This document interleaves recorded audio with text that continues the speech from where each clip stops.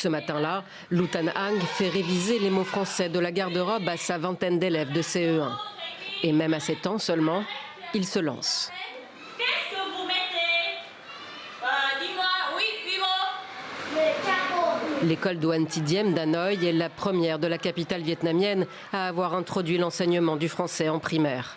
L'anglais et le chinois sont indispensables, oui, mais le français, je pense que le français apporte une autre chose. Oui, c'est une langue de culture, de diplomatie, et oui, et à long terme, c'est un atout supplémentaire sur le marché du travail. Aujourd'hui, la langue de Molière est parlée par moins de 1% de la population, principalement par des personnes âgées ayant connu la fin de l'époque coloniale ou nées peu après l'indépendance.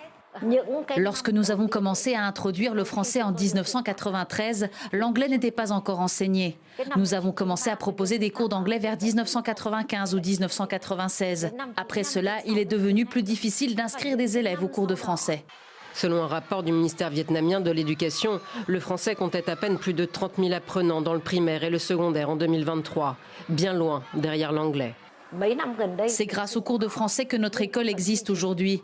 Même si nous avons peu d'élèves inscrits, nous ne cesserons jamais de l'enseigner. D'autant que ceux qui ont choisi de l'apprendre en sont ravis, disent-ils, et en français, s'il vous plaît. Quand je serai grand, je serai professeur de français. Je pratique à la maison avec ma mère et mes sœurs. Mais je suis un peu triste parce que mon père ne sait pas parler français. 80 ans après l'indépendance, le français reste tout de même la deuxième langue étrangère la plus enseignée au Vietnam. Valorisé sur le plan académique, il peine encore à s'imposer comme atout professionnel.